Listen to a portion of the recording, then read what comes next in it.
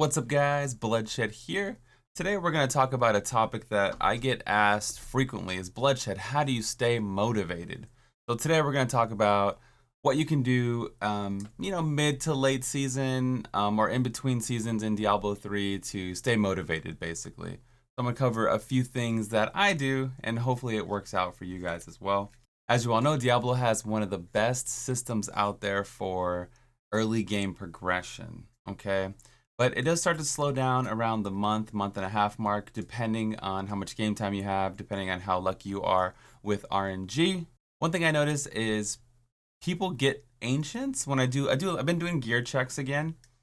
And one thing I notice is people will get ancient gear, but it won't be like really good, really optimized gear. They just kind of are happy in general with ancient. So I kind of want to go over a few things about that. I like to use my Season 9 Witch Doctor as an example because I really took the time to make sure my gear was as perfect as possible. So you want to get into the good habit of like doing bounties, really trying to get those min-max stats on your gear as best as possible, right?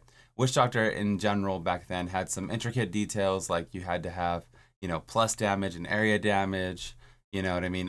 If you have like attack speed on your dagger, that might not be good enough. Just make sure you're following a good guide. There's a lot of amazing creators on Diablo fans on YouTube.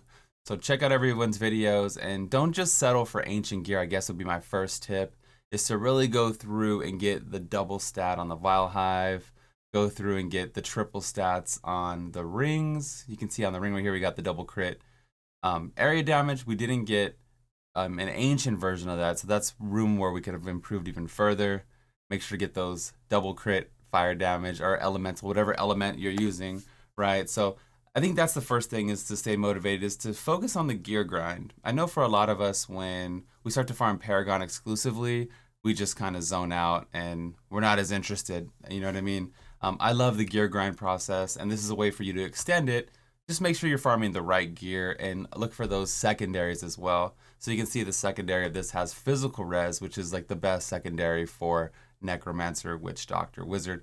So just keep in mind, make sure that you're not just settling for ancient gear. One thing I do is I set goals for myself. And it's really important, I guess almost in anything, in life, right? You want to set goals for yourself. My goal this season was a 110 on Wizard. We accomplished that mid-December or so. I think this was December 14th. And I told myself, as soon as I get to 110, you know what I mean, just chilling. We didn't do any rat speeds or anything like that. We just played as a community, grinded Paragon. I got to about 1361. I told myself, whenever I get to 110, that's my goal for softcore. Then I'm going to switch to hardcore and continue my progression that way in the season. So when you do set goals for yourself, make sure it's higher than your previous, or push yourself. If you in your head can work out, okay, I have 4 hours a day to play, I can probably do like a GR 100. Whatever you think you can do, add about 20% to that, or add, I guess you couldn't add 20% to 100 clear, but add a little bit more, push yourself even further. Our original goal for the season was like 105, 108, and we pushed it to 110. So reevaluate the goals if you think you're going to hit it a little too early, or if you're satisfied with that. It just feels good to make your own goals and compete against yourself, especially with the tremendous amount of bugs and exploits this season, botters, and people using third-party programs. It's really disheartening. But if you're competing against yourself, there's some satisfaction there that can't really be taken away, because it's just your clear versus your clear versus your other clear, right? You know what I mean? So compete against yourself, set goals, and see those goals through, and don't be afraid to readjust them, you know what I mean, if you hit them too early. Sometimes just playing a new class might actually inspire you, keep you motivated. It's almost like learning a whole new aspect of the game. We have pretty much every build, every set, every class leveled and, hooked up to the armory, just pretty much everything. And even that, I had never played Natalia 6 Marauder 4 up until like a week ago or a few days ago. Even that, there's still builds. There's so many builds that you can play past GR, like 100, 105, even 110. So go out there, try some new builds, and it might actually motivate you to keep playing. Speaking of collecting all the gear, for all the classes, for all the sets, for all the things.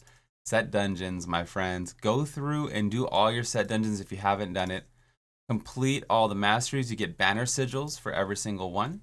You get penance. You get 2 pairs of wings when you complete the whole lot of it. And it's really time consuming because you need to collect every set in the game. You need to go to the dungeon location, make a build for it, complete that said set dungeon, and you get rewarded for it. You know, you go through here, you get, these are the, if you do one of the masteries, you get these wings. If you go through and master everything, you get these green set dungeon wings. They're pretty cool, man. They kind of just shows your hard work and dedication and all that stuff. You also get class penance when you do that.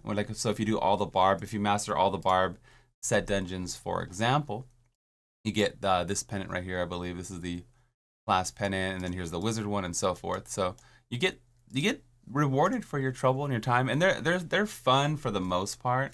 It's a nice challenge. For me, it wasn't so much fun as it was a challenge, and challenging things can be fun. So of course there are a tremendous amount of cosmetics you can find in the game. There's a lot of resources of that online. Like just for one-handed swords, for example, you can go through, and right now you can get the Butcher's Cleaver from the Darkening of Tristram event.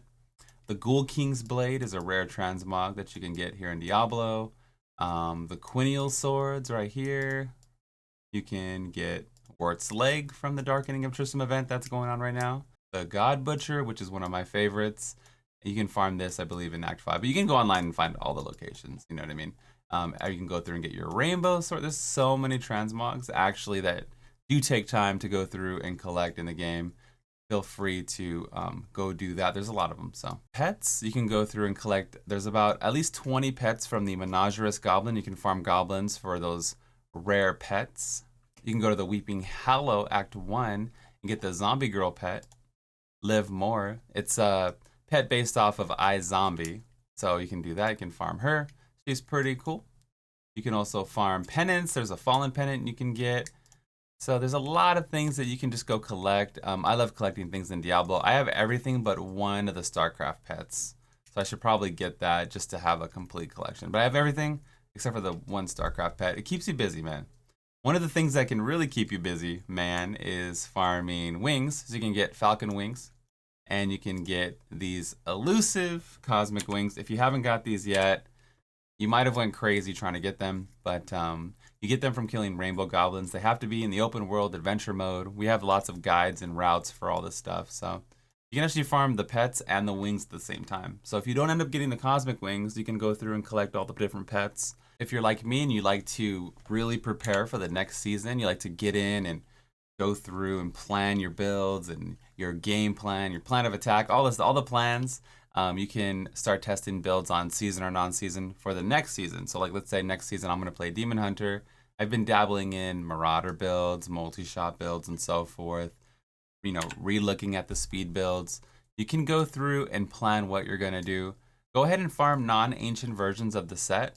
And you can, you know, save them in the armory, try out different things. Like here's a Sage set I've been playing with Sun Wuko. You know what I mean? You can actually, it's almost like part of the fun is the build up, right? This is the season 13 foreplay. Besides, it's always good to know if you're going to like the build or not, because you might actually say, I'm going to main Impale next season. You play Impale and you're like, oh, this is actually pretty garbage, right? You might not like it. So it's good to get in, do a little bit of research. It'll keep you busy, and I think it's really fun. I love that kind of stuff. If you have everything, honestly, and you've done everything and there's nothing else to do and you don't want to do anything, don't get to the point where you hate Diablo. Just don't play. Just say, you know what? I'll be back next season. Blood, Community, Sayonara Sucker. There's a lot of great games out there you can play in between seasons. Right now, we're playing Diablo and Grim Dawn. I'll probably do a first impressions, or I'll do some kind of video on Grim Dawn in the next few days or so. We got about 30 hours in. I don't know, something like that. Either way, there's a lot of great games out there. Play them in between seasons. It's a good time, man. Get out there. There's lots of games in the whole wide world. Enjoy them. We'll be here waiting for you, season 13. You won't have to do any research. I'll have the videos ready. I'll have the starter packages, everything ready for you. You can just pick up and play, follow a guide, and you'll be good to go.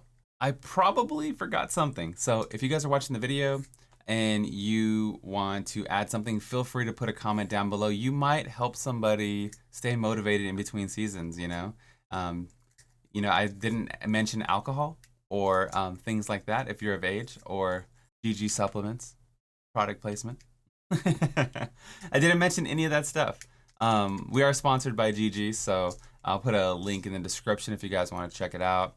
If you enter code BLUDD, BLUDD, you get 10% off your order. We love them. It's a great sponsorship. Make sure to follow me at twitch.tv/bloodshed. We stream all of our testing live and in person for you guys, and then you'll see the videos come, you know what I mean? Right now, this is kind of like the first video in the wave. You're going to start seeing the videos trickle in over time. So the videos are coming. This is like the first way to kickstart it in between seasons. Big shout out to all my Twitch subs, all you YouTube subs, followers, anyone that supports the stream, my Patreon bros. You guys come together and make me possible. So I definitely appreciate and thank you for that. This is the Bloodshed. Stay motivated. Peace.